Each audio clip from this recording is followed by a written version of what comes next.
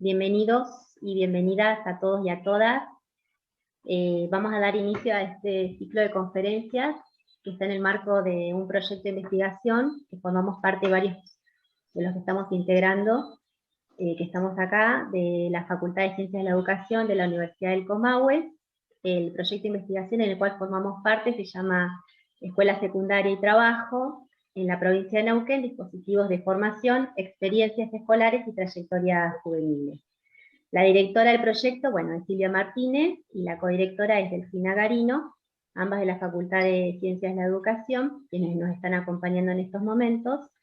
Y también es importante destacar que, este proyecto se encuentra dentro del grupo de estudios sobre trabajo, escuela secundaria y juventudes, que es el GTEC, como grupo organizador, cuyos integrantes de este grupo son tanto graduados como estudiantes de la Facultad de Ciencias de la Educación y de la Facultad de Derecho y Ciencias Sociales de General Roca.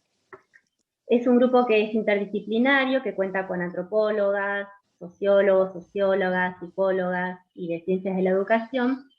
Y también es importante destacar que hace más de 10 años que venimos investigando dentro de la línea sobre educación secundaria y trabajo. En especial, en estos últimos años estamos profundizando nuestras investigaciones dentro de la Escuela Secundaria Técnica en el Alto Valle de Río Negro y Neuquén. Este ciclo de conferencia lo denominamos Educación, Trabajo y Género, Desigualdades Persistentes, Renovados Desafíos.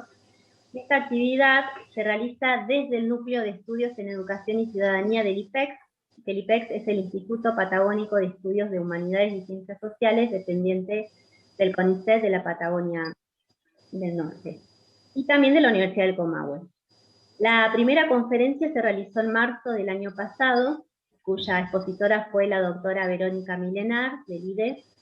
Esta conferencia fue en formato presencial, fue antes de la pandemia, y el título de la exposición de ella fue Masculinidades que interpelan, trayectorias, sentidos del trabajo y códigos de género en la formación profesional. Hoy le vamos a dar continuidad a este ciclo con esta segunda conferencia a cargo del doctor Hernán Palermo, cuyo título de la exposición es La producción de la masculinidad en el mundo del trabajo. Hernán Palermo es investigador adjunto del CONICET, es doctor de la Universidad de Buenos Aires con mención en Ciencias Antropológicas, es director de la Revista Latinoamericana de Antropología del Trabajo, es director de la Maestría en Estudios Latinoamericanos del Trabajo de la Facultad de Filosofía y Letras de la UBA, es director del programa del Diploma Superior Estudios Sociales del Trabajo de la Red en Posgrado en Ciencias Sociales de Claxo, es director de la Capacitación Universitaria Extracurricular Problemas Contemporáneos del Trabajo de la Facultad de Filosofía y Letras de la Universidad de Buenos Aires, es profesor en la carrera de Relaciones del Trabajo de la Universidad Nacional Arturo Jaureche, y también es profesor de la Facultad de Filosofía y Letras de la UBA. Cuenta con varios libros de su autoría y en coautoría vinculados con las antropologías del trabajo, como así también numerosas publicaciones en revistas científicas. Sus principales líneas de investigación están dentro de las antropologías latinoamericanas del trabajo, de género y trabajo, la construcción de las masculinidades en el trabajo, relación entre nuevas tecnologías y trabajo. Ahora sí le vamos a dar el lugar a Hernán para que inicie su conversación. Lo que vamos a pedir es que por favor silencie cada uno sus micrófonos, ya que no tenemos un hospedador con este Zoom, y también comentar de que el chat está habilitado para cualquier pregunta, reflexión que querramos realizar y socializar luego con el expositor. Damos inicio. Hernán. Buenas, ¿ahí me escuchan bien? Perfecto, comenzamos. La verdad que es un gusto enorme estar aquí en esta charla, en esta conversación entre colegas, compañeros y compañeras. Veo muchas compañeras que nos conocemos de esta vida universitaria y académica que vamos llevando. Así que es un placer, un gusto, estoy muy contento de poder estar acá, de poder compartir con ustedes algunas ideas, algunas investigaciones, parte de mi investigación. Y desde ya un agradecimiento gigante a Natalia por la invitación, por la gestión, y a todas las compañeras del equipo, que realmente allí en Comahue hay un polo de investigación que que es una referencia en los estudios del trabajo, los estudios que desde aquí, de la Ciudad de Buenos Aires, leemos y estudiamos. Así que bueno, dicho esto, comenzamos pensando la cuestión de las masculinidades, ¿no? Todo un tema bien interesante. Voy a arrancar con algunas preguntas sugerentes para ir de alguna manera trabajando a lo largo de la exposición y vayan quedando, resonando en la cabeza de aquí de los oyentes, los presentes, estas preguntas. En primer lugar, bueno, ¿de qué hablamos cuando hablamos de masculinidades, ¿no? ¿A qué nos referimos? ¿A qué nos referimos? ¿Hablamos solo de hombres? ¿Hablamos de todos los hombres? ¿Hablamos de todos los hombres? ¿Incluye a las mujeres cuando hablamos de masculinidades? ¿Hay una sola masculinidad o hay múltiples masculinidades? Las masculinidades tienen de alguna manera las representaciones, las acciones, las prácticas, alguna relación con alguna cuestión innata, natural, biológica, ¿no? ¿Y cómo se relacionan las masculinidades en el mundo del trabajo? Bueno, estas son algunas preguntas que iremos viendo si las vamos resolviendo a lo largo de la exposición. Bueno, lo primero para decir como punto de partida respecto de las masculinidades, y que desde ya adelanto hay una línea muy prolífera de estudios acerca de las masculinidades que surgen allá por la década del 80, sobre todo en países anglosajones, y en la actualidad, desde 2000 en adelante, hay una prolífera biblioteca y muy interesante aportes en América Latina acerca de las masculinidades, cada vez más robusta respecto de los estudios acerca de las masculinidades, con lo cual hay toda una búsqueda para hacer esta la cuestión. Lo primero para decir es que no hay, como un axioma, como un punto de partida, no hay nada del orden de lo natural, no hay nada del orden de lo natural, de lo biológico, de lo innato, que fundamente las prácticas, representaciones, sentidos, valores asociadas con la producción de masculinidad, ¿no? No hay nada del orden de lo natural, ni de lo biológico,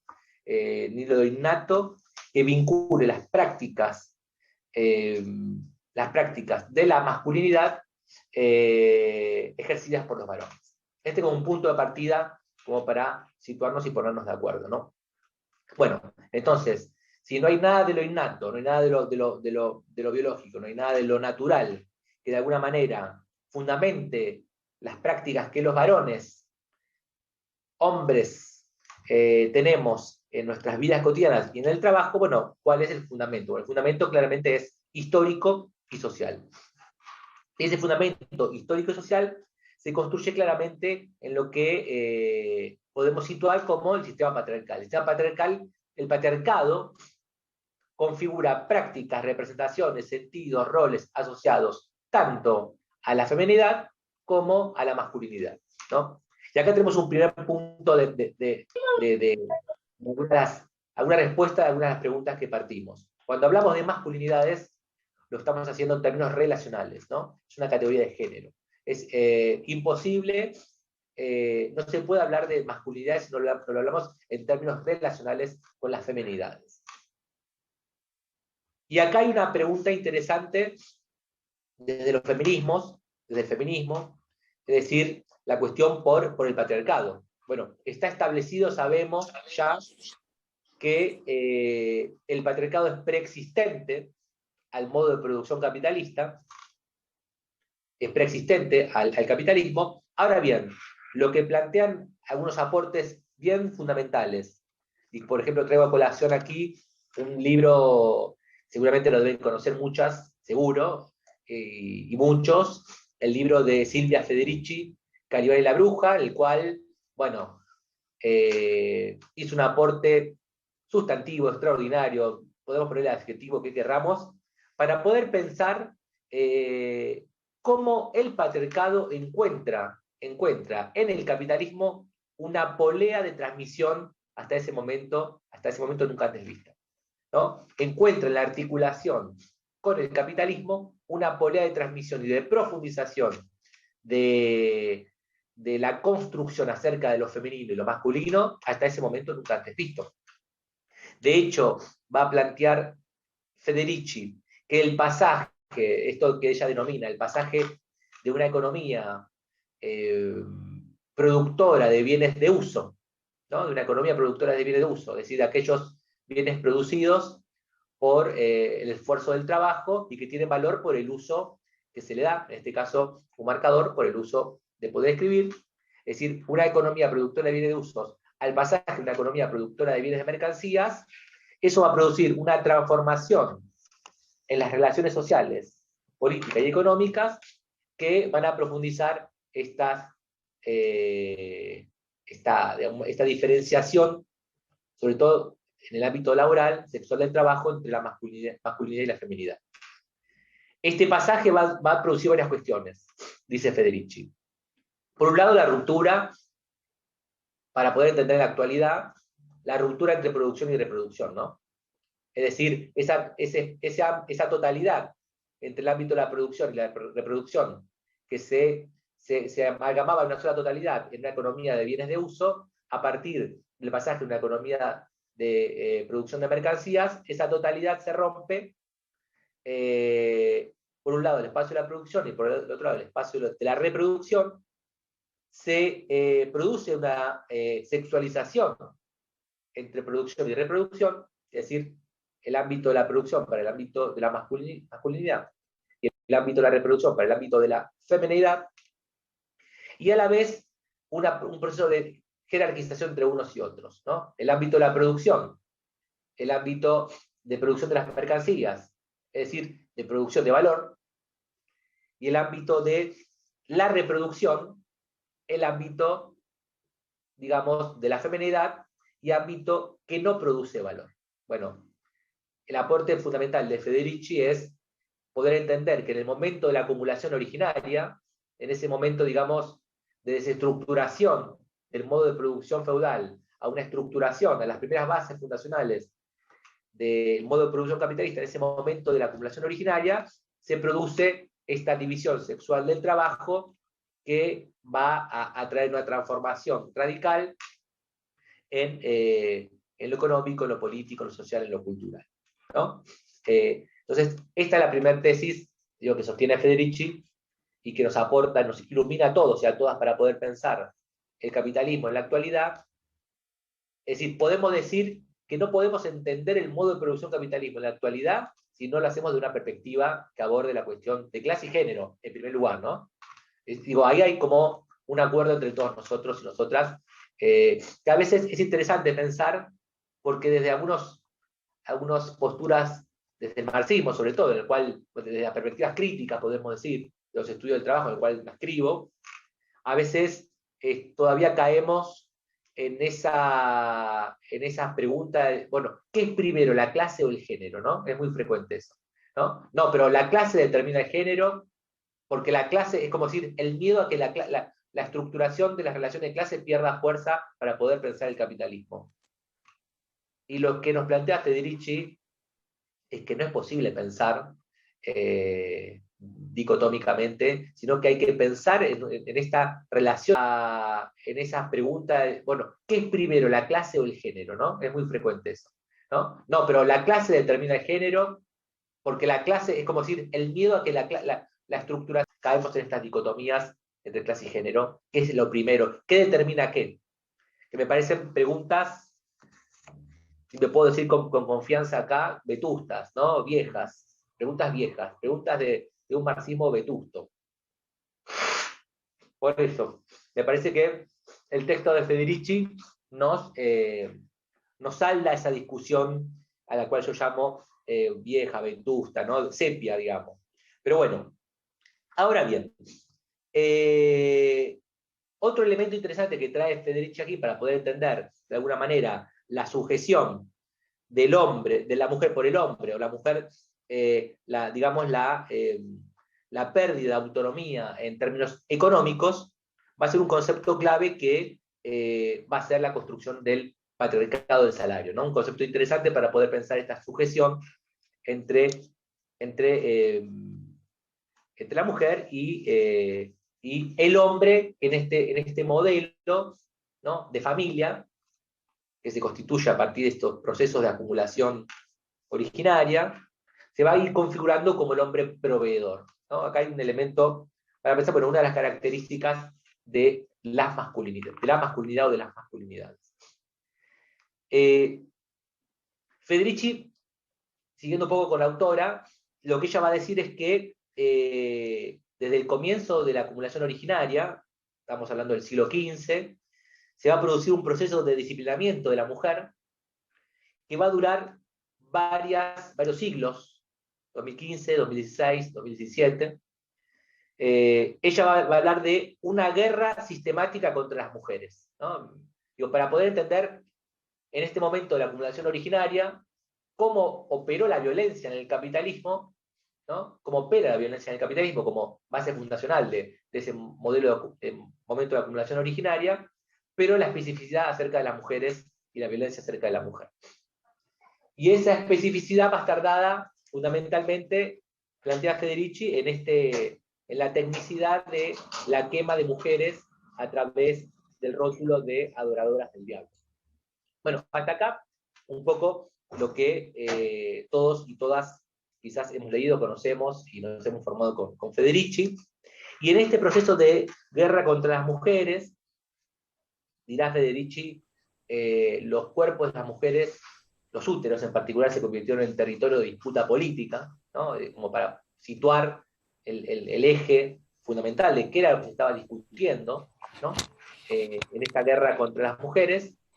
Va a empezar a construirse una serie de sentidos y representaciones acerca de las mujeres, ¿no? En estos varios siglos de guerra sistemática contra las mujeres. El primero de ellas es la de brujas, como adoradoras del diablo, despilfarradoras, ¿no? La idea de locas, despilfarradoras, infieles, encantadoras de hombres, es decir, estas que de encantar hombres y someterlos a sus designios, ¿no? Luego del tiempo, después de este proceso de disciplinamiento, siglo XVI, ¿no? Después de un siglo de persecución, de quema, va a empezar a surgir otros sentidos, una vez que el disciplinamiento empieza a, digamos, a cuajar, a cementar, empieza a producirse otros sentidos de mujeres dulces, suaves, el matrimonio como un espacio, un punto de llegada, de ordenamiento, tanto del hombre como de la mujer, ¿no? El matrimonio como el punto de llegada. Bueno, ahí Federici muy locuazmente habla de las obras de teatro de la época, y una de las más gráficas es la de Shakespeare, la de la Fideicilla domada, ¿no? Esta mujer, podemos encontrar después en YouTube fragmentos, esta mujer de alguna manera desequilibrada, loca, de domesticación, ¿no? De domesticación es la palabra concreta. Ahora bien, vuelvo a decir, adoradoras del diablo, despilfarradoras, infieles, encantadoras de hombres, suaves, dulces,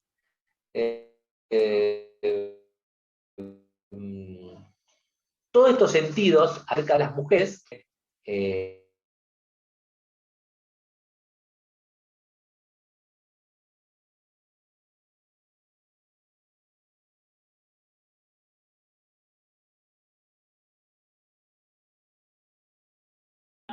Se trabó, me parece.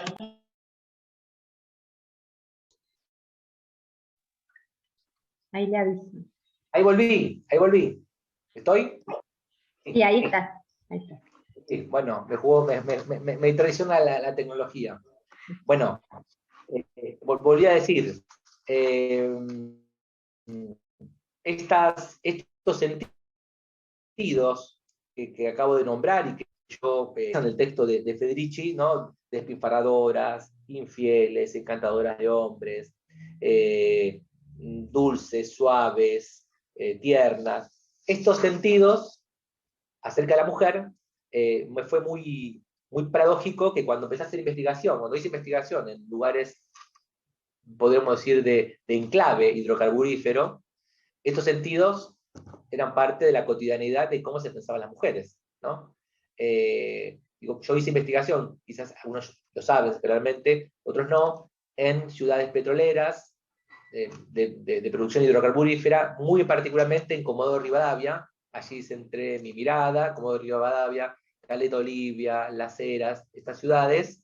Bueno, acá hay compañeras de patagónicas, estoy viendo María Romina. Como bien sabemos, ciudades de clave, donde una rama de la producción domina y hegemoniza las demás ramas productivas, y donde esta rama productiva vinculada a los hidrocarburos, digo, ustedes lo saben muy bien, que son de allí de Comahue, saben muy bien que configuran relaciones sociales cotidianas en estas comunidades petroleras y hidrocarburíferas. Bueno, cuando yo fui a estas ciudades, todos estos sentidos acerca de las mujeres y de los varones, ¿no? Eran como muy vividos, ¿no? Eran muy vividos. Y ahí empezó la investigación acerca de la construcción de la masculinidad. Y arranco diciendo esto: la definición, la afirmación que yo sostengo a partir de la investigación que llevé adelante en estas ciudades hidrocarburíferas y a partir de pensar las masculinidades, es que para pensar el mundo del trabajo, ¿no? Trabajar también es producir género. El mundo del trabajo, las empresas fomentan, dinamizan explícitamente podríamos decir, una disciplina fabril a la cual configura hábitos, prácticas, representaciones acerca de la masculinidad, ¿no? Y estas prácticas, representaciones, formas de ejercer la masculinidad son medidas, son evaluadas, son requeridas, tal como los saberes técnicos profesionales que se desempeñan en el trabajo, ¿no? Entonces ahí lo que yo empecé a vislumbrar y a poder ver y observar y analizar, como por ejemplo, las evaluaciones de desempeño, la producción de masculinidad era evaluada, ¿no? Como en los itinerarios de trabajo, de ascenso laboral, el ejercicio de la masculinidad se evaluaba y requería tal como evaluamos un saber técnico profesional de desempeño del trabajo. Entonces, esta es la tesis que aporta la investigación que llevé adelante. En tal sentido, si yo partía de la base de pensar que las políticas empresarias, a través de distintos dispositivos, agencias, configuran lo que podríamos decir codificaciones explícitas acerca de cómo deben comportarse los varones en el trabajo, entonces esta disciplina fabril debía ser factible de poder elaborarse cierta genealogía, ¿no? Digo, claramente las políticas empresarias y los requerimientos de la producción hacia esos colectivos de trabajadores no son siempre los mismos, cambian a lo largo de la historia, cambian a partir de los modelos empresarios, ¿no? Y de hecho, en el mundo petrolero, claramente hay un punto de quiebre fundamental que tiene que ver con el momento de la privatización, ¿no? Y previo a la privatización, todo el modelo que construyó YPF, y post-privatización, todo un modelo que intentó desestructurar claramente ese modelo que podemos decir mosconiano, paternalista, bueno, en su momento yo lo llamé de comunidad de fábrica, bueno, ese modelo que construyó YPF estatal con sus características bien específicas.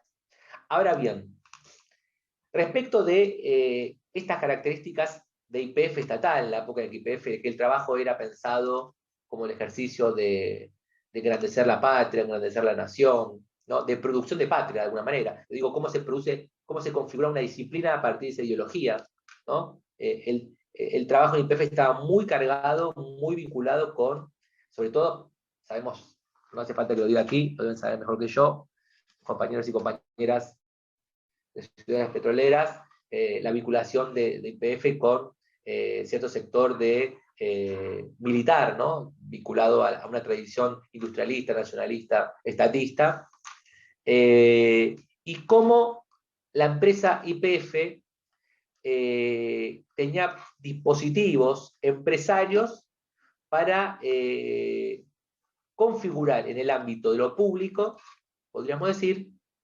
sentidos acerca de la masculinidad y sentidos acerca de la feminidad, ¿no? Que muy claro en el ámbito de lo público. Y aquí le comparto una fotín que seguramente, si no me traiciona la tecnología, podremos verlo, para poder pensar esto que les estoy diciendo. Acá estamos. Bueno, ¿no? Digo, todos conocemos, sabemos de qué estamos hablando cuando muestro esta foto, está claro, el gorosito de Caleta, bueno, es un símbolo claro de esa interpelación acerca del trabajo y de la masculinidad, ¿no? Digo, podemos describirlo al hombre boca de pozo, con una actitud, una disciplina, una mirada, una musculatura, un posicionamiento corporal, ¿no? Podemos estar horas pensando y discutiendo acerca de esta foto, qué implica esta foto, cómo se piensa el colectivo de trabajo a partir de esta foto, porque claramente esta foto, este monumento, que es el monumento más grande de la Patagonia acerca de los trabajadores, ese monumento expresa todo lo que, de alguna manera, en una época de un modelo empresario, interpelaba acerca de la interpelación acerca de la masculinidad, acerca de los trabajadores petroleros, en particular de YPF, ¿no? Bueno, cuando fui a Caleta Olivia, hay ahora voy a mostrar otra foto y voy a contarles una anécdota allí de Comodoro Rivadavia, a ver si logro mostrar esta otra foto. A ver si me deja. Ahí está.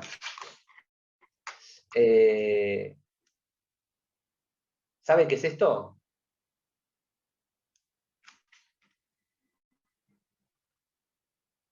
¿No? No. En Comodoro, ¿hay compañeros y compañeros de Comodoro aquí? No.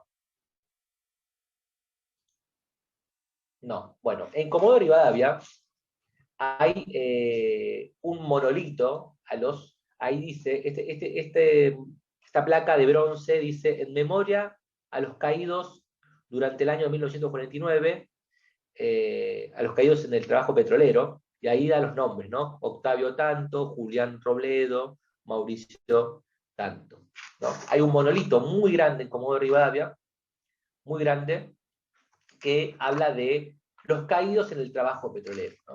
Los caídos. A mí cuando fui a Comodoro Rivadavia, lo primero que me llamó la atención fue ese monolito, ¿no? Un panteón de caídos, un panteón de trabajadores caídos en el trabajo petrolero, ¿no? Donde, bueno, relataban, ahí estaban los nombres, los apellidos,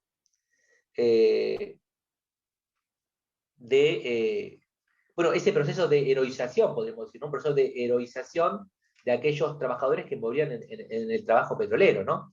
Es que decir, a mí me llama, hay una anécdota que siempre me dice un compañero de allí, Gabriel Carrizo, un muy buen historiador, un gran historiador, investigador también del CONICET, que ha investigado temas vinculados a YPF y demás, me dice, nunca nos dimos cuenta de ese monolito, ¿no? Que estaba ahí. ¿No? Para nosotros era parte cotidiana de nuestra vida diaria, nos veíamos todos los días, pero nunca nos pusimos a empezar a pensar, a desgranar, a mirar, a analizar.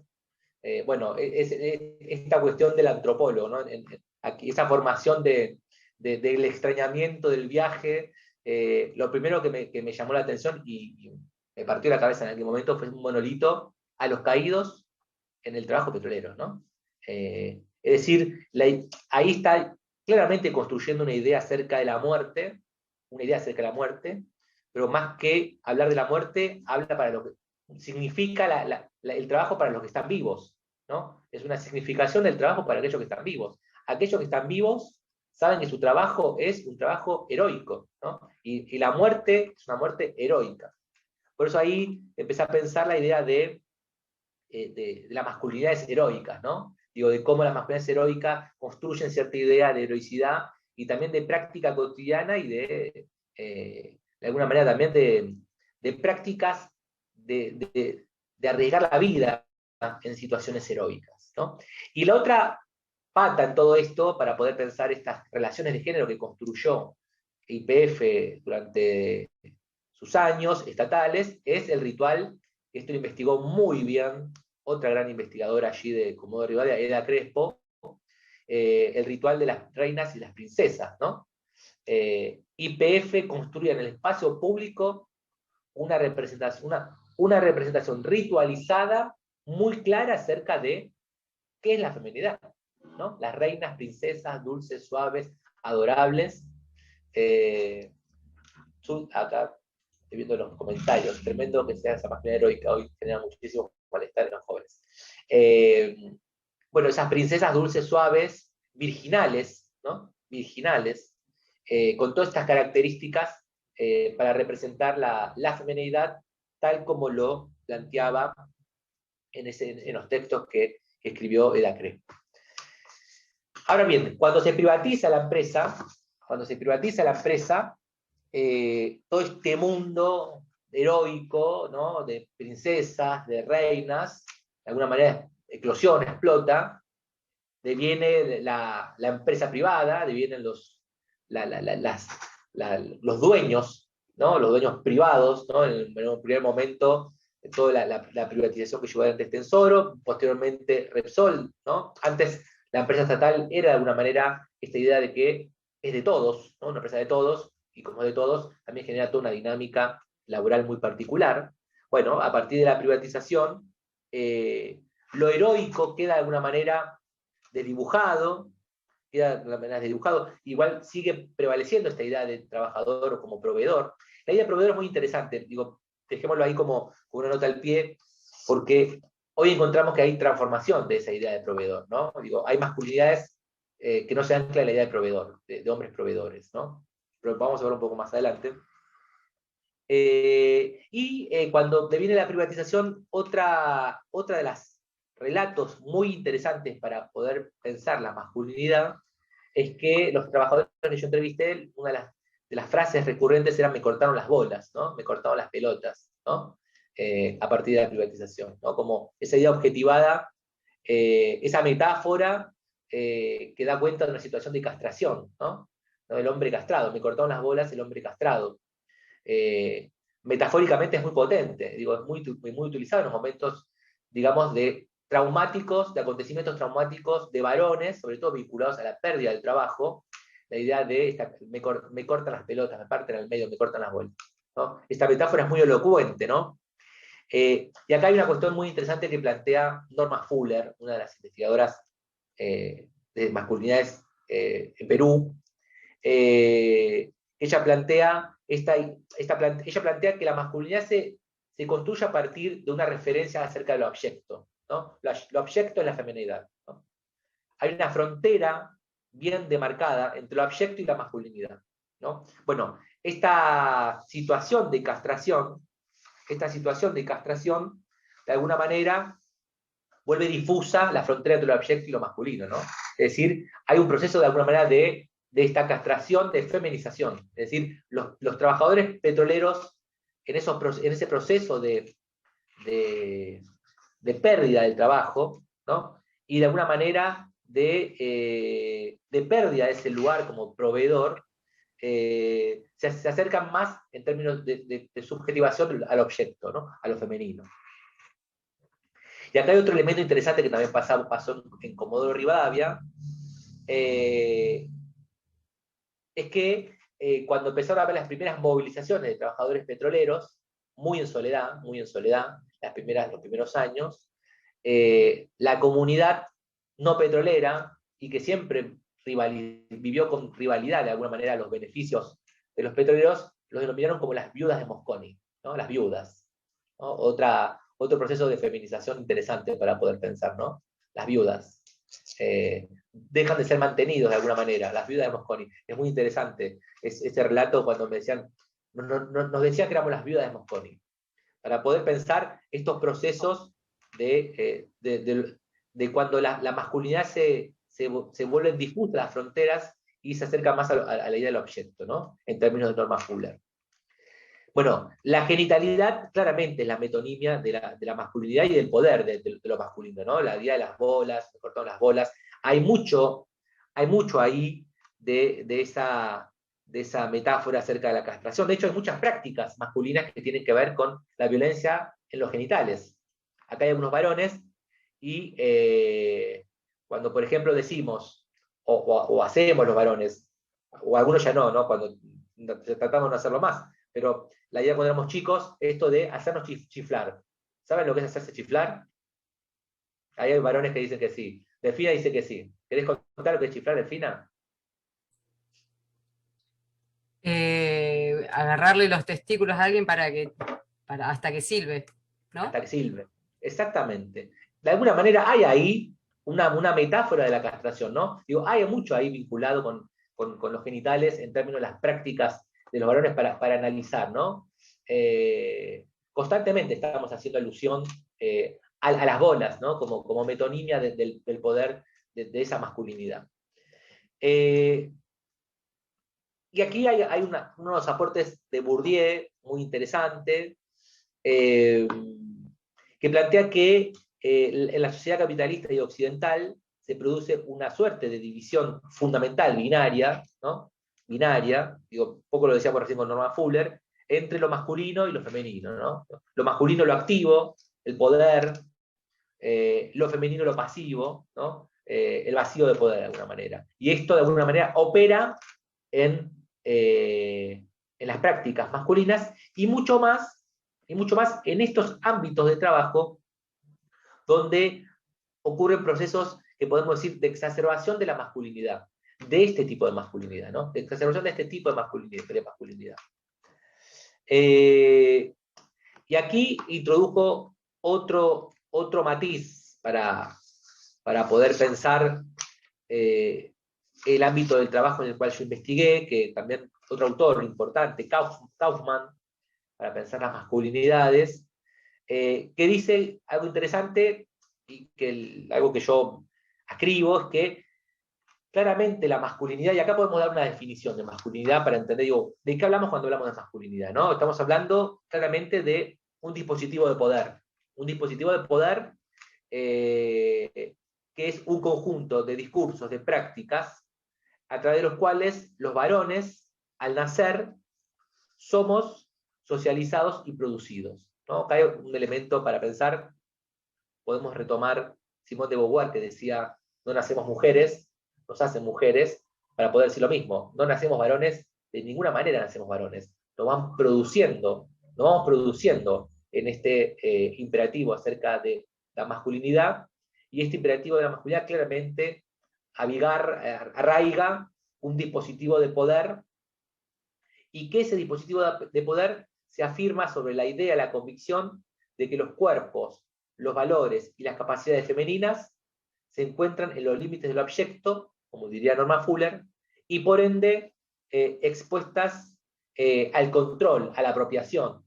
Segato diría a la colonización de esos cuerpos femeninos, ¿no? Este es lo que es el dispositivo de poder en el cual somos producidos como hombres desde la más temprana infancia.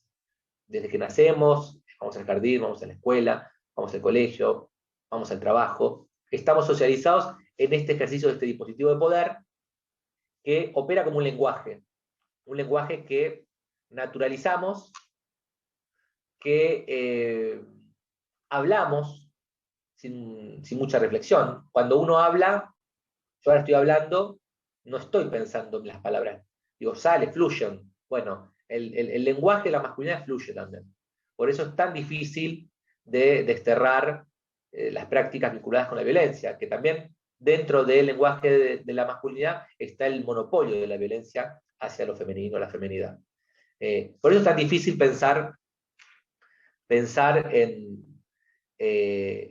deconstruir las masculinidades, deconstruir la violencia, porque es un lenguaje que incorporamos desde que nacemos. Es como deconstruir el lenguaje, el español, digamos, para decirlo claramente. Es muy difícil.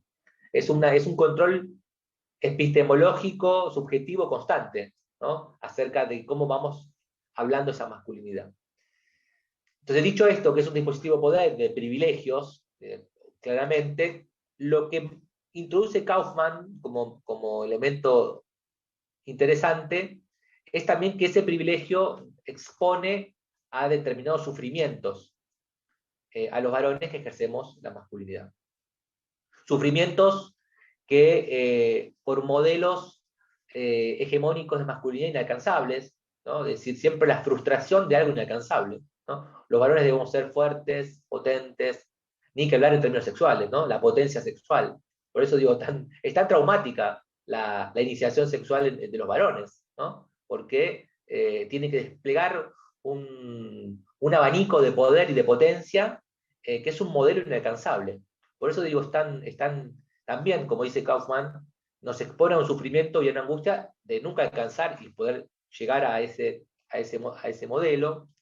Por eso también en aquellas ciudades petroleras, o mejor dicho, de empresas estatales que fueron privatizadas en los 90, Comodoro Rivadavia, Las Heras, el caso que yo investigué, San Nicolás, la ex Somisa, la ex siderúrgica Somisa, empresas como Entel, ferrocarriles y demás, hubo muchos suicidios de varones al perder el trabajo, ¿no? Es decir, ese modelo de proveedor, al no poder ser alcanzado ese modelo de proveedor, el trabajo, la pérdida de trabajo es tomada de forma diferencial entre hombres y mujeres, ¿no? Para el varón es de una contundencia traumática insospechada. Hay una película que también para ver esto que estoy diciendo es Los lunes al sol, no sé si la vieron, que habla de trabajadores de talleres navales, ahí Irene dice que sí que la vio, de talleres navales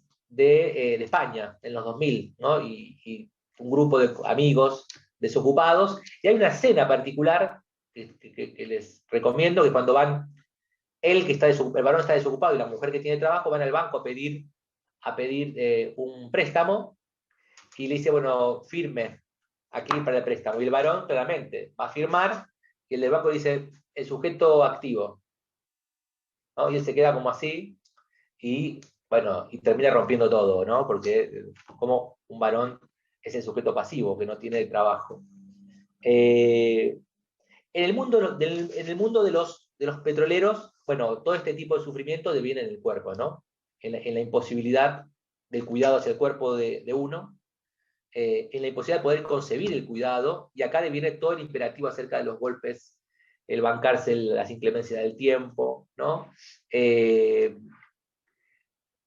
una exacerbación del aguante en el trabajo, de no parar el proceso de trabajo ante un golpe o ante una situación dolorosa hacia el cuerpo. Y esto que un poco me llevó a pensar en escribir algunas cuestiones que tienen que ver con esto de machos que se la bancan, ¿no? De cómo la masculinidad termina siendo una herramienta más. No duermen acá. Bien, Sofía, el petrolero no duerme, no. La masculinidad termina siendo una herramienta más en el ejercicio del trabajo. Creo que hay una clave para poder pensar lo que sucede en los ámbitos petroleros.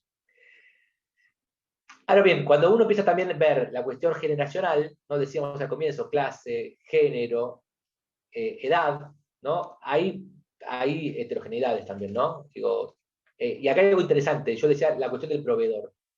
En generaciones más jóvenes, donde constituyen parejas monogámicas, si se quieren, sexoafectivas, donde ambos de alguna manera tienen una distribución dentro de las posibilidades del trabajo petrolero, de las tareas de cuidado, ¿no? Como hay cierta reflexión, cierta equidad, si se puede pensar en esos términos, ahí empieza a desaparecer la idea del hombre proveedor. Y acá es interesante, digo, como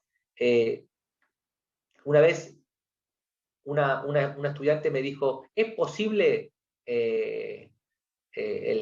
la producción de nuevas masculinidades? Sí, claro, es posible la producción de nuevas masculinidades. Constantemente están transformándose las masculinidades. Ahora bien, no sabemos si es posible escindir las masculinidades de ese dispositivo de poder.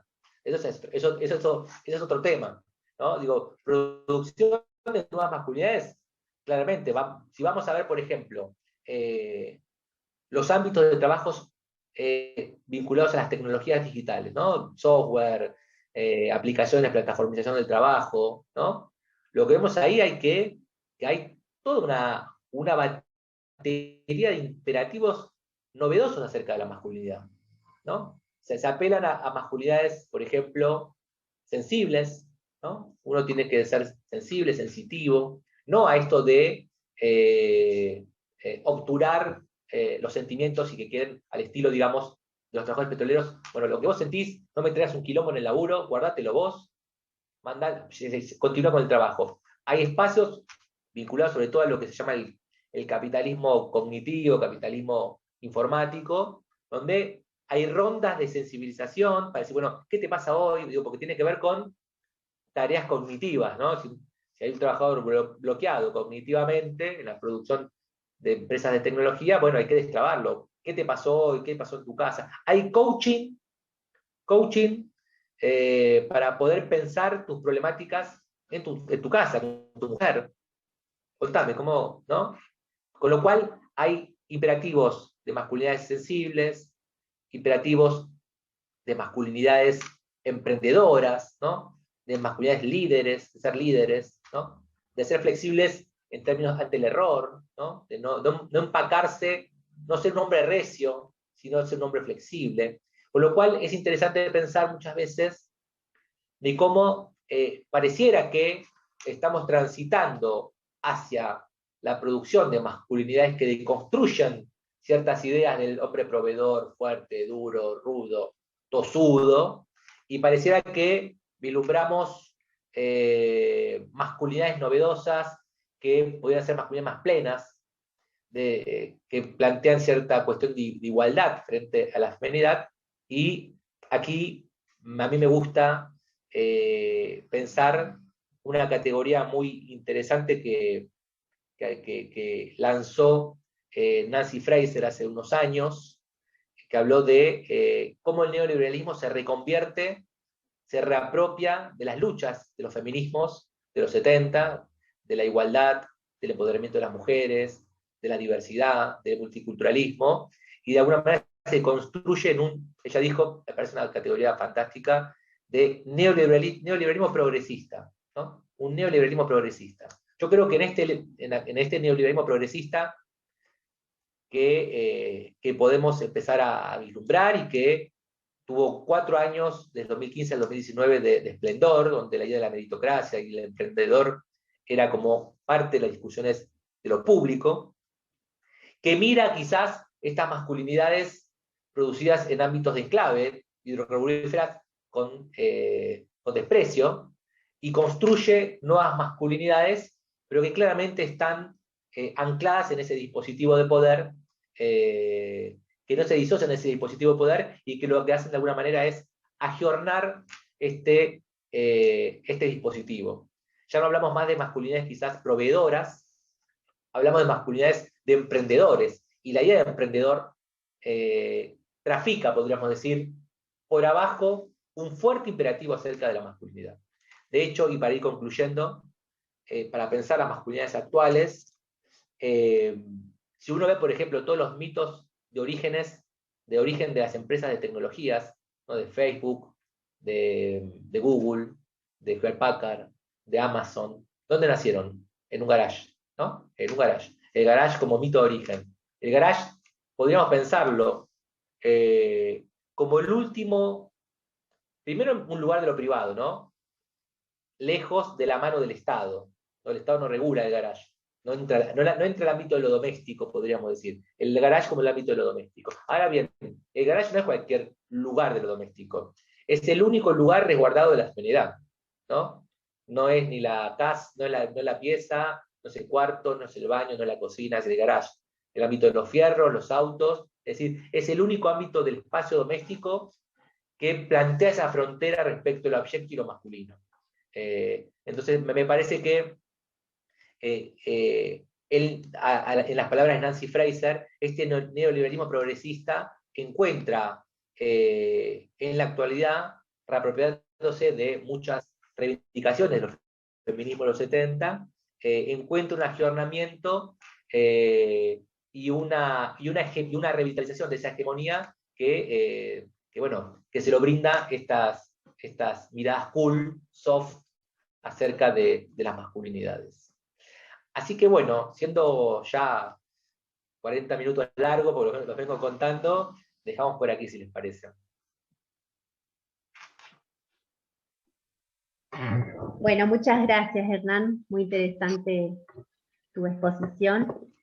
Acá en el chat, algunas personas, más que nada Sofía, planteaba algunas cuestiones que remitía a estos procesos de masculinidad en el ámbito del petróleo, ¿no? Algunas frases sobre la masculinidad heroica y demás. Ahora, la idea también es que podamos, si alguien quiere hacer alguna reflexión o alguna pregunta hacia Hernán, bienvenida sea. Y también a mí al menos me quedó esta idea sobre cuando vos estuviste investigando en el ámbito del petróleo, también esta idea de los procesos de masculinidad, también este ejercicio reflexivo que es interesante poder señalar con respecto a vos, investigador varón, investigando algunas cuestiones que tienen que ver con la masculinidad en el ámbito del petróleo.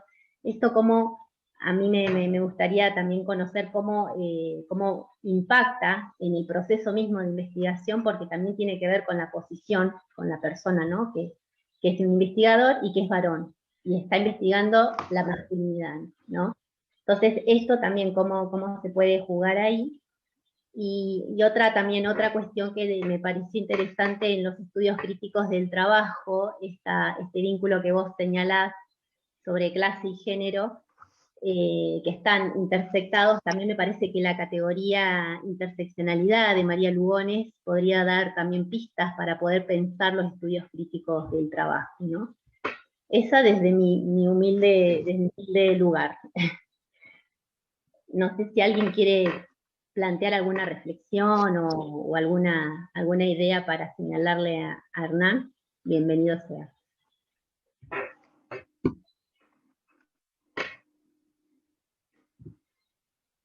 Mientras van pensando, si les parece, ¿o Irene quiere decir algo?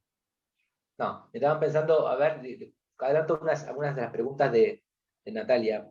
Sí, claro, la idea de intersección es clave, y me parece que ya hay como un consenso generalizado de que la complejidad de las relaciones en el modo de producción capitalista ameritan pensarlo desde estas distintas aristas de clase, género, etnicidad, nacionalidad, edad. Me parece que hay que dejar atrás esas discusiones vetustas de qué es primero, ¿no? Que la sigo escuchando bastante seguido.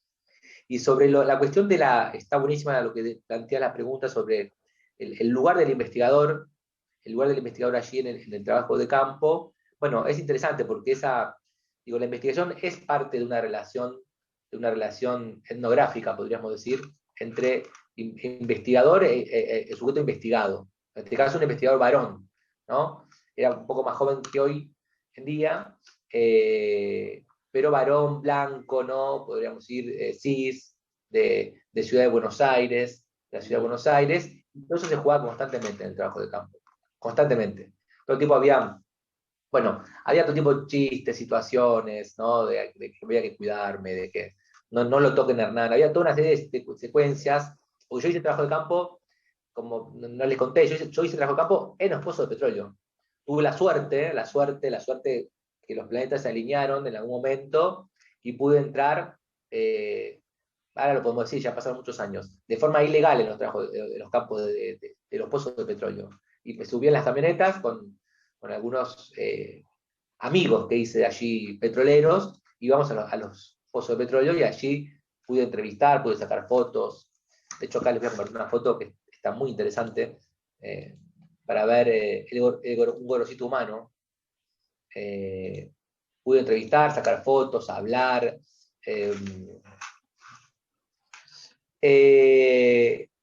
Bueno, y en todos esos trabajos de campo siempre estaba el chiste fácil miren que acá somos toquetones, y bueno, y de alguna manera un proceso de feminización hacia mi persona, ¿no? Digo, esto lo pude comprender digo, esto, cuando yo hice mi tesis doctoral, allá por el 2010 que la presenté, yo me aboqué a empezar la privatización de YPF, y toda esta serie de situaciones que acontecían en el trabajo de campo, nunca supe bien cómo leerlas, ¿no? Un poco la cocina de la investigación acá. Nunca supe bien cómo leerlas, y no sabía cómo preguntarlas, cómo preguntar ese material que tenía que ver con esa tensión entre masculinidades, podríamos decir, ¿no? Bueno, solo pude hacer preguntas adecuadas a ese conjunto de situaciones de trabajo de campo cuando me embuí en las lecturas acerca de las masculinidades, y mucho más cuando empecé a descubrir las lecturas feministas, ¿no? Cuando empecé a leer el feminismo crítico, ahí pude empezar a hacer preguntas que interpelen ese trabajo de campo, porque si algo que sabemos los que investigamos y las que investigamos es que el trabajo de campo no habla por sí mismo, hay que hacerlo hablar, ¿no? La pregunta es cómo lo haces hablar, qué preguntas les haces. De hecho, incluso, tampoco aquí lo relaté, pero una de las situaciones que me desvelaron cuando hacía trabajo de campo, allá por el 2008, fue una situación de violencia que culminó en violación entre dos compañeros en el ámbito del trabajo petrolero, ¿no? Y después con el suicidio de este chico que fue violado. Bueno, yo en aquel momento no sabía cómo poder pensar una situación tan traumática en el ámbito laboral. Bueno, fue Federici, Butler, Fraser, Segato, Marta Lamas, quienes me dieron claves para poder empezar a hacer las preguntas que interroguen este trabajo de campo. Y ahí, bueno, fui andando en el proceso post-tesis doctoral. Quiero decirles que hay vida después del doctorado, eso es importante para aquellos y aquellas que terminaron el doctorado, o que están por terminar, hay vida. Bueno, en el proceso post-tesis doctorado, ahí me lancé de lleno a investigar estos temas que aquí presentamos. Estuvo interesante, fueron varios años. Con lo cual, bueno, es importante pensar, no hubiera sido lo mismo claramente si hubiera sido mujer, claramente, ¿no? Este material no lo hubiera podido abordar.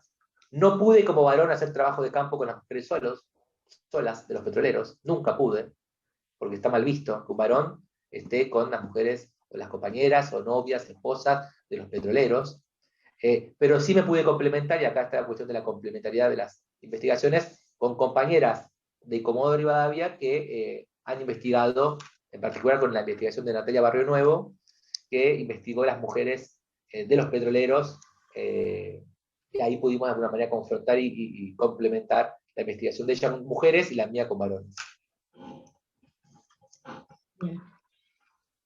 Muy interesante. Mira, acá Paula Palacios plantea que le interesa tu opinión sobre los varones trans y su inclusión o no en estas nuevas masculinidades. Y también le interesa si podés sugerir alguna bibliografía para trabajar en el nivel inicial de la educación formal con la temática de nuevas masculinidades. Bueno, ¿qué tema? Mirá, a Paula le voy a contar una anécdota personal para poder pensar estas nuevas identidades, ¿no? Que transgreden, subvierten por completo este imperativo o este formato, modelo de masculinidades. Yo tengo dos hijas, que Natalia sabe, una hija de 6 años, una de 3 años. Y mi hija de 6 años tiene una amiga trans en su colegio, ¿no? En su colegio. Y la vez pasada estábamos charlando y digo, me escuchó que estaba nombrando, me dice, ¿estás hablando de mi amiga tal? Digo, sí, ¿vos sabés lo que es? Le pregunto, ¿sabés qué es un chico o una chica trans? Sí, claro, papá. Nació siendo varón, se sintió incómodo y se sentía más plena siendo mujer y decidió ser mujer. Y ahora es una nena. Bueno, mi hija me resolvió este debate para pensar esto que me parece fantástico en este relato, es primero, el optimismo en poder pensar que los debates actuales, que para nosotros eran impensados a la edad de la niñez, hoy son debates mucho más frecuentes en las generaciones venideras, por eso ese optimismo. Y lo otro, bueno, en los sujetos trans, que ahora metiéndonos más un poco en el análisis más analítico, bueno, hay una subversión ahí de la identidad masculina o femenina que es todo un tema y una línea para pensar que podremos estar años, pero igualmente hay que bucear porque hay muy buena bibliografía respecto a este tema. Lo que sí quiero plantear, corriendo un poco de la pregunta de Paula, es que, hablando cuando me viene a la cabeza Butler y la performance, la idea de performatear las masculinidades, las feminidades, es que cuando incorporamos mujeres a ámbitos masculinos, en este caso, sé que en el sur y sobre todo en Comodoro están empezando a incorporar mujeres al ámbito del pozo de petróleo, lo que sucede es un fenómeno que es que las mujeres terminan performateando la masculinidad, ¿no? Terminan ejerciendo prácticas y representaciones acerca de esa masculinidad para poder ser exitosas en el mundo del trabajo. Es decir, performatear la masculinidad les permite el éxito en el itinerario laboral y además el reconocimiento en ese ámbito de trabajo. Con lo cual acá hay un elemento también para poder pensar que no solamente es necesario incorporar mujeres al ámbito, podríamos decir, de trabajos masculinizados, sino que también hay que derribar esos imperativos acerca de la masculinidad que están, bueno, hay que empezar por las políticas empresarias que dinamizan y fomentan esos imperativos. Bien, gracias Hernán. Ahí Delfina le está recomendando también a Paula un libro que se llama Elías, los nenes no lloran, de Jordana Ellis, ¿no? Que se consigue acá. No sé si Romina o Sofía habían levantado la mano, puede ser, o querían comentar algo. Creo que estaba primero Romy. Yo en algún momento, pero después temo que digamos que algunas cuestiones que quería comentar desvíen un poco de que tenía que ver justamente con la masculinidad, tenía que ver con pensar el género, digamos, y algunas cuestiones que fue planteando Hernán, no sé si, bueno. Ya está, Romina, dale. Hola a todos. Bueno, estoy leyendo algunas entrevistas de campo hechas en escuelas secundarias de Neuquén, de esas, fueron hechas, digamos, cuando compartimos el equipo de investigación con las chicas en su momento, y aparecen algunas cuestiones que uno puede empezar a pensar, como vos mencionabas, Hernán, en estas cuestiones que o sea, las miradas que interceptadas, ¿no? Acerca del género,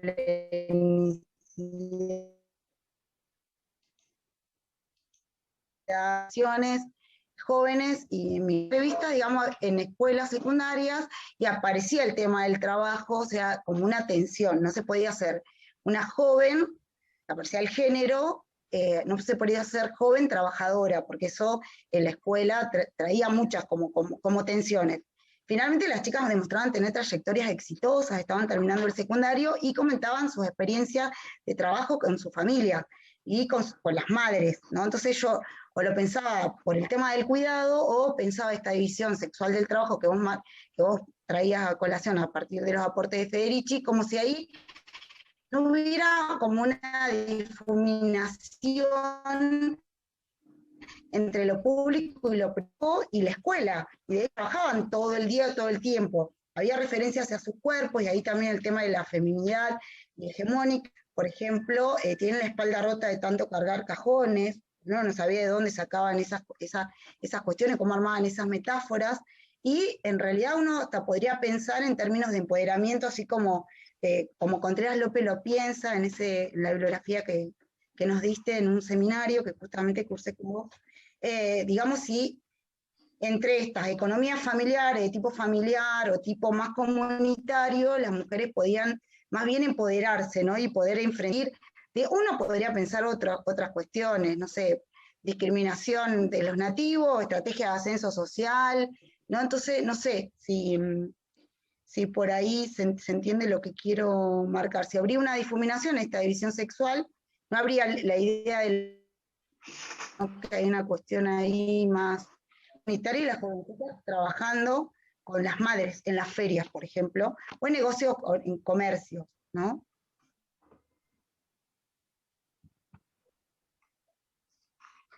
Ahí estamos. Mira, se cortó un poco, pero creo que entendí. Bueno, Federici habla de que esa división sexual del trabajo entre las tareas de cuidado preexistían al momento de la acumulación originaria, ¿no? Federici lo plantea para pensar las comunidades campesinas, ¿no? En ese momento del modo de producción feudal. Y que esas comunidades campesinas, de alguna manera, se dinamizaban relaciones comunitarias, relaciones colectivas, y que en las mujeres claramente también hacían las tareas de cuidado, pero las tareas de cuidado, lejos de ser un espacio, una práctica de sujeción, de pérdida, de alguna manera, de poder, la configuraba, dice Federici, un ámbito colectivo de empoderamiento de las mujeres, ¿no? Un ámbito de encuentro, un ámbito de discusión, un ámbito de situar a las mujeres en una relación de poder que de alguna manera equilibraba, entre mil comillas, la relación con los varones. Es decir, lo que plantea Federici es que al privatizar las tareas de cuidado, es ese proceso el que de alguna manera despoja de toda relación de poder a la mujer, que antes lo hacía en un ámbito de encuentro, de colectividad y demás. Y acá hay un texto muy interesante, una autora, que es Cristina Vega, que es de Ecuador, que después se la paso a Natalia para que les reenvíe a todos y a todas, que ella investiga en Ecuador estas prácticas de cuidado colectivo, ¿no? En Ecuador, y hace una comparación con España, si no me equivoco.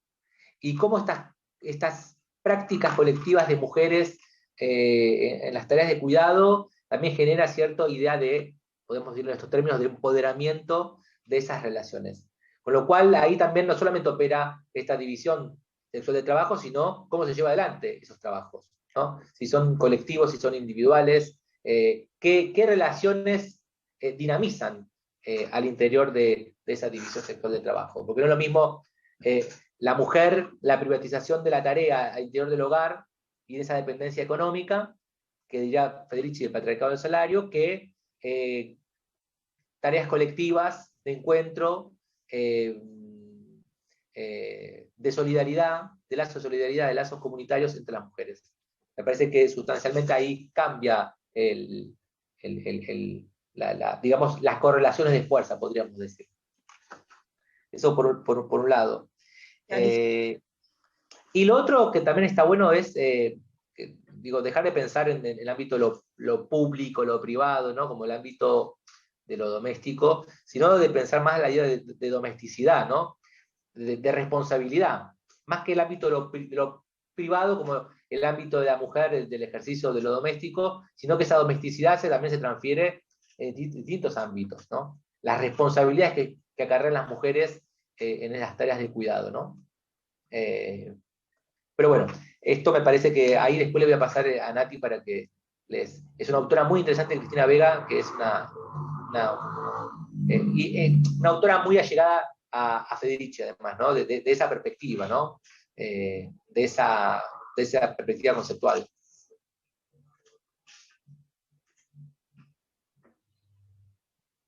Gracias. Bien, dale. Ahí, Sofía, ¿vos querías comentar algo? Sí, bueno, me presento. Hernán, mucho gusto, me encantó tu investigación y todo lo que desarrollaste. Yo soy psicóloga y estoy investigando cómo repercute en la subjetividad de los jóvenes egresados de secundarias técnicas trabajar o haber trabajado en el ámbito petrolero.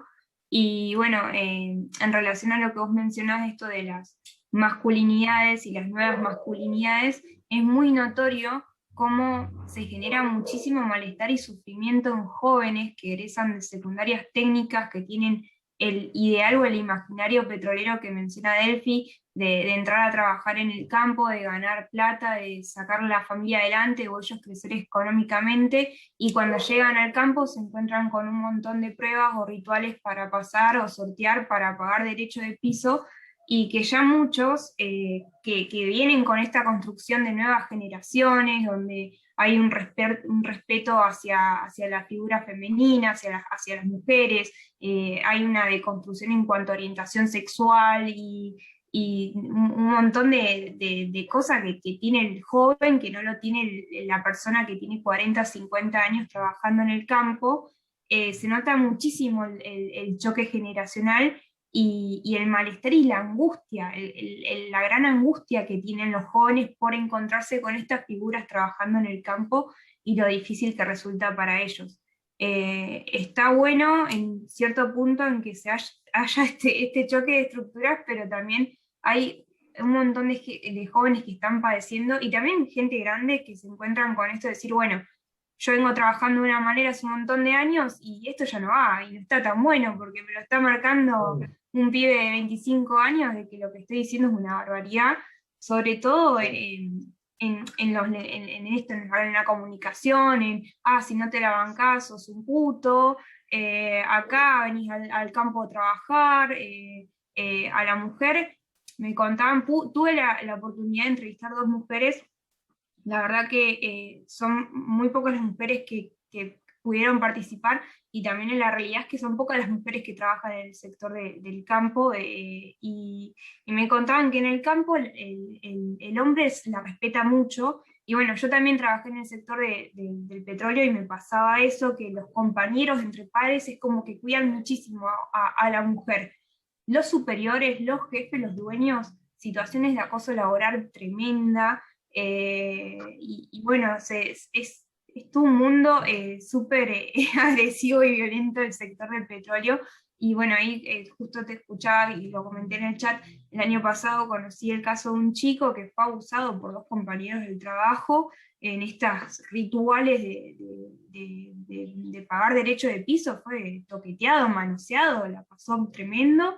El dueño se enteró de rebote, porque se enteró, despidieron a estas 2 personas que cometieron estos casos de acoso y el sindicato paró todo para que los tomen nuevamente y el pibe se tuvo que comer el garrón de quedarse trabajando con esta gente, de no querer hacer la denuncia por miedo al sindicato, por miedo a los pibes, porque en el campo es una selva, y me lo han dicho un montón de chicos, me dice, o sea, y también tuve la oportunidad de poder entrevistar a una chica que está en recursos humanos, que ella hace selección, y tuvo el marido que trabajó muchísimos años en el petróleo. Me contaba que siempre que volvía el marido del campo como que tenía que hacerle una reestructuración de la cabeza, ella me decía, le tenía que acomodar, poner los patitos en fila, porque se iba al campo y volvía como si estuviese hablando con el mismo lenguaje de los chicos, y ella me decía, yo lo tenía que volver a educar, porque se van al campo y es una jungla, y es como que es una supervivencia. Y bueno, es re loco que hoy en 2021 continúen pasando estas cosas, es tremendo. Sí, sí, lo de derecho de piso es, hay una serie de bromas y de situaciones de violencia, algunas de connotaciones sexuales, otras no, pero tiene que ver con, digo, yo lo asocié, lo vinculé con esa dicotomía que se produce entre el ámbito del mundo privado, del mundo petrolero y el mundo no petrolero. El mundo petrolero, el mundo de la masculinidad, el mundo de la fortaleza, del aguante y demás, y el mundo fuera del ámbito petrolero, el mundo de la feminidad, digamos, esa separación dicotómica entre ambos espacios, y aquel que viene del espacio de la feminidad, el nuevo, el que paga derecho de piso, de alguna manera hay que convertirlo en un hombre pleno. Claro. Y aquí opera esto que lo plantea Segato, que me parece brillante, que trajo mucha polémica, que es que la masculinidad y la feminidad no es monopolio del cuerpo de hombres o de mujeres. Hombres los cuerpos de hombres pueden ser feminizados y cuerpos de mujeres pueden ser masculinizadas. Y acá lo que opera es un proceso de feminización de los cuerpos de estos recién ingresantes, ¿no? Es decir, el ejercicio de la violencia es de alguna manera un proceso de disciplinamiento de esa feminidad que trae consigo de ese ámbito de lo femenino de la afuera del ámbito petrolero. Y ahí vos vas a ver que hay una serie de adjetivos, le dicen menudito, canarito, una serie de adjetivos en el lenguaje lo que hacen es disminuir sus capacidades como hombres, ¿no? Los flaquitos, hay una serie, el lenguaje es muy elocuente de cómo se adjetiva para feminizar los cuerpos de esos varones que entran y que pagan derecho de piso. Pero bueno, digo, vos decías recién que estabas en escuelas técnicas solo de varones. No, solo, o sea, lo que yo investigué es al joven ya egresado de secundaria técnica y trabajando en el ámbito petrolero o habiendo trabajado en el ámbito Y petrolero. los jóvenes que vienen de escuelas técnicas de varones. Sí. Bueno, No, lo que hay que mirar mixtas. o mixtas, porque en las escuelas técnicas hay un montón de investigado, de escrito, de cómo también estas prácticas de derecho de piso, de violencia, etcétera, operan constantemente. Yo Totalmente. digo otra infidencia. Yo cuando fui chico en la primaria, fui aquí al colegio del Mariano Acosta, que era un colegio de varones. Y ahí algún día tengo que escribir sobre ese ejercicio autorreflexivo de aquellas épocas, porque las situaciones de violencia, de ejercicio de violencia, de competencia entre las masculinidades, cuando logra hacer ese ejercicio de reflexión, es fatal, ¿no? Digo, ¿cómo estamos, vuelvo a decir, cómo estamos socializados desde la temprana infancia para ejercer ese dispositivo de poder y que constantemente entre varones o ese dispositivo de poder opera en relación en competencia entre varones, ¿no? No, y además, discúlpame, es tremendo esto que decís de que muchas veces las mujeres se ponen en ese rol de ejercer masculinidades. Y es así porque a mí me pasaba de tener que hacer chistes machistas para defenderme, ponerme en ese rol, a ver, en ese rol de jugar, bueno, a ver, vos sos macho, yo soy macho, más macho que vos, porque si no te pasan por encima. Lo peor es que después ese machismo se replica entre mujeres de una manera súper agresiva. Eso que describís, usalo para tu análisis. Es material para tu análisis. Es material para iluminar tu problema de investigación. Buenísimo, me encantó. Gracias, porque estoy justo perdida. Estoy ahí que tengo que entregar el informe y tengo ya las luces apagadas. Gracias. No, a vos. Bueno, no sé si hay alguien más que quiera comentar. Yo quería como alguna opinión tuya en función de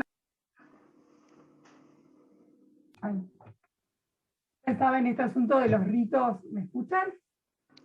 Ahora sí.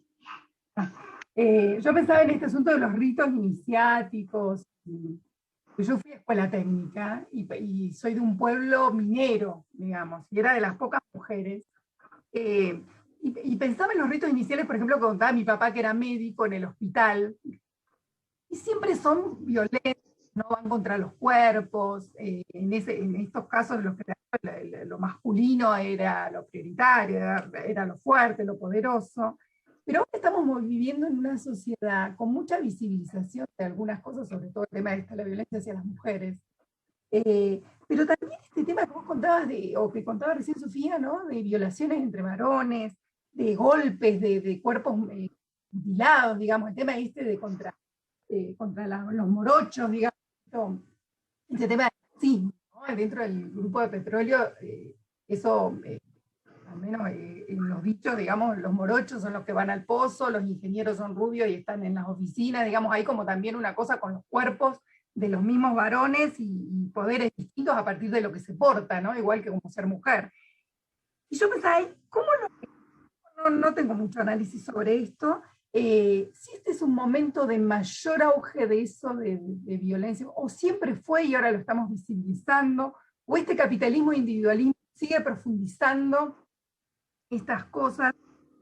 No sé, me surgió cuando vos lo decías, tratando de entender lo que nos pasa como sociedad en general, y también en la experiencia propia, uno se da cuenta de algunas cosas ahora, está como más alerta, está como intentando plantear otro tipo de relaciones, no siempre lo estamos haciendo, en realidad reproducimos bastante en la academia, un montón, digamos. Es diferente cuando habla un varón que cuando habla una mujer en los congresos, digamos, eso se... bueno, reflexión, algo que puedas decir en ese sentido, hermano. Sí, primero que estaría buenísimo que escribas sobre todas esas anécdotas que tenés escuela técnica, ¿no? Digo, ahí hay un montón de material.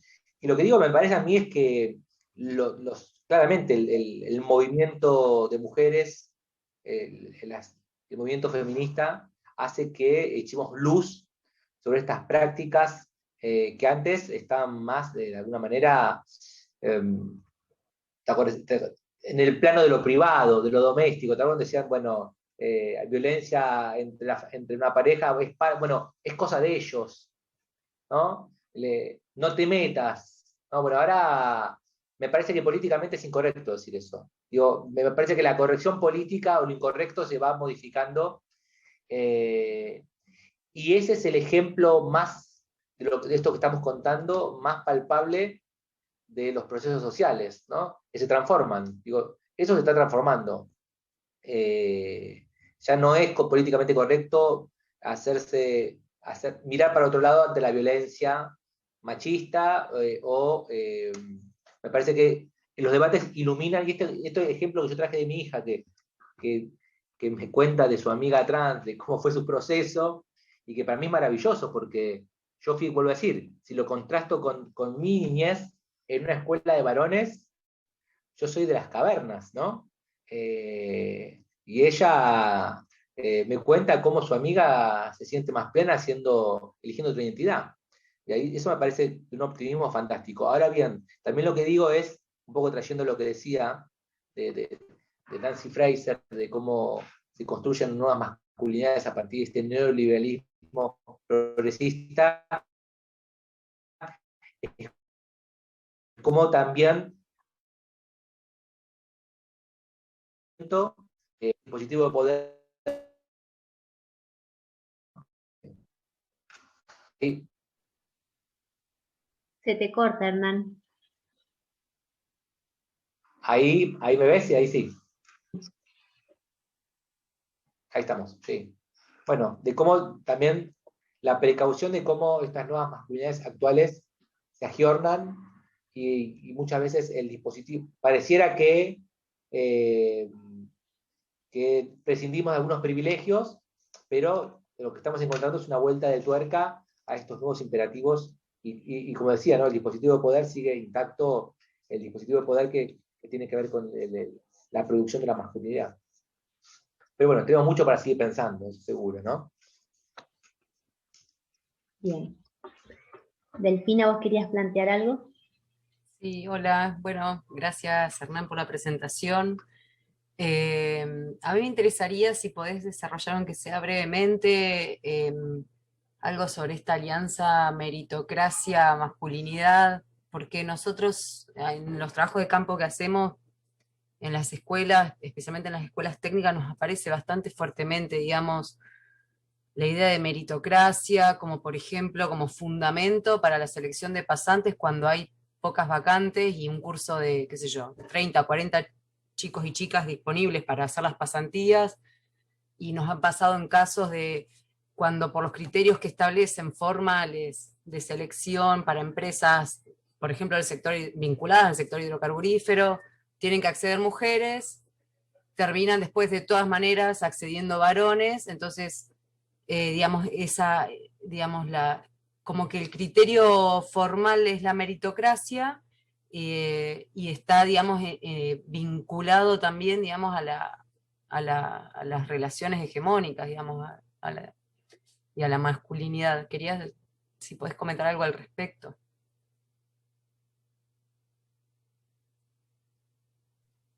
Sí, sí, ahí hay. Mirá, hay un ejemplo que clarifica esto que vos decís, Delfina, que es, en los 90 se pedían a los trabajadores que sean colaboradores, ¿no? Que dejen de ser trabajadores y sean colaboradores, colaboren con la empresa, esa figura de colaborador que de alguna manera desdibujaba la relación, la tensión de clase, capital, trabajo, podríamos decir. Ahora se apela a que sean emprendedores. Ni siquiera hay una relación con el capital, ¿no? Los emprendedores son sujetos hiperindividualizados, y es la exacerbación de la individualidad, ¿no?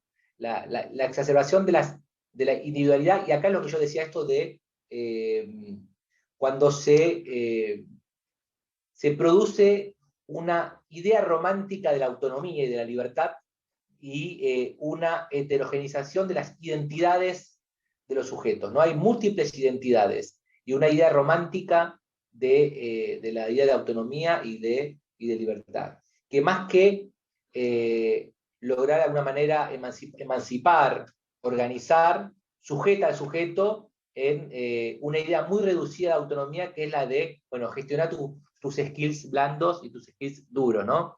Gestionar tus skills, ¿no? Es decir, la idea de autonomía, digo, que es una idea romántica, ¿no?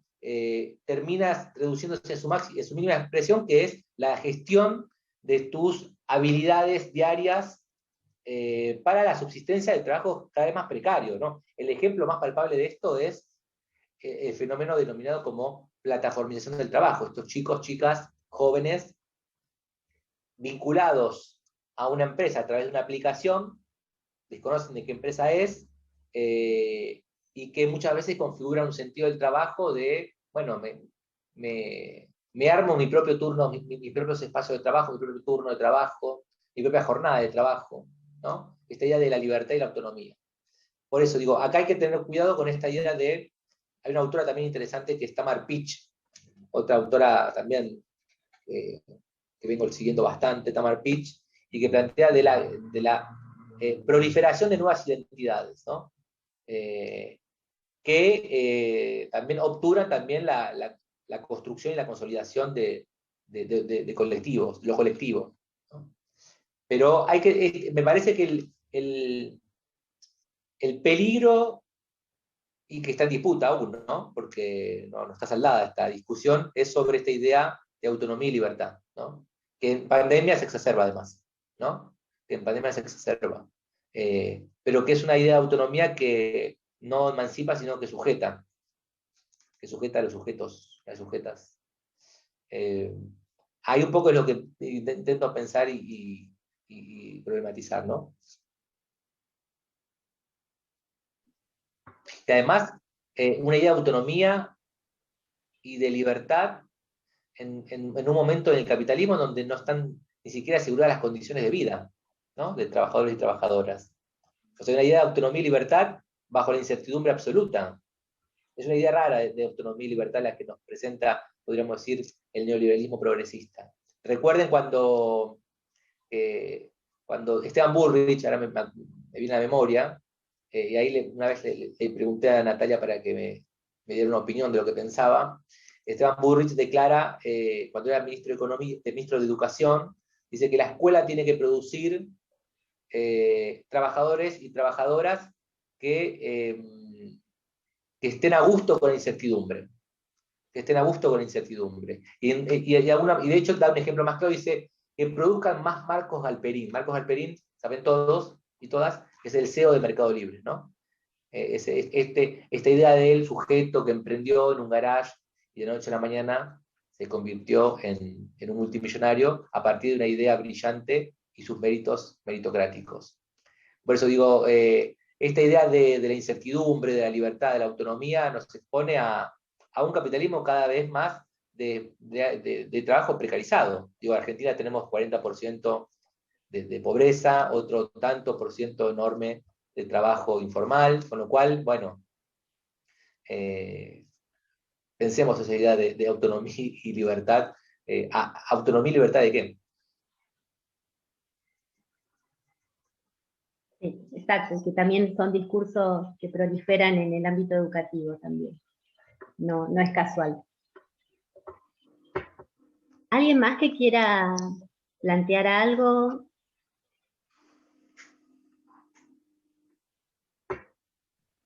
Ay, sí, yo, re pesada. En esto que estás diciendo de romantizar el emprendimiento, bueno, yo soy emprendedora y es un dolor de huevos ser emprendedora, lo tengo que decir así. Es como que no, ser tu propio jefe será divertido, no, es un sufrimiento. Pero está buenísimo el desafío, pero bueno, no es porque uno quiera, sería fantástico tener un trabajo estable con un sueldo a fin de mes, con obra social y demás, pero bueno, ante la necesidad y la precarización laboral, uno tiene que recurrir al emprendimiento. El tema es que se idealiza muchísimo, se romantiza un montón, y hay un montón de gente intentando emprender, y es difícil, y tenés que tener una constancia tremenda para lograr tener, entre comillas, éxito. Y bueno, eso genera muchísima frustración y angustia también a las personas que dicen, generé un emprendimiento, invertí dinero, porque también tenés que invertir dinero, no estoy generando ganancias, no estoy generando reconocimiento, y bueno, eso trae también todo un gran malestar y sufrimiento. Y no digo nada más porque me emocioné. Y como emprendedora subjetivas la masculinidad hablando de dolor de huevos. Sí. Podría haber dicho dolor de ovarios, pero no.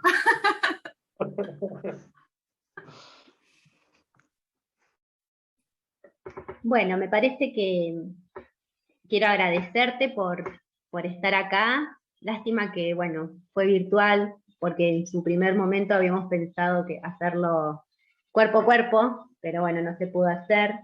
Así que bueno, agradecerte por estar acá, por toda la exposición que es sumamente valiosa, importante, para seguir pensando estos mundos del trabajo y la producción de masculinidades, ¿no? También en el mundo del software, que es lo último que estuviste investigando también, ¿no? Así mal no recuerdo, va más por ahí. Así que bueno, agradecerte por esta experiencia que hemos tenido virtual. No sé si Silvia querés cerrar o plantear algo más.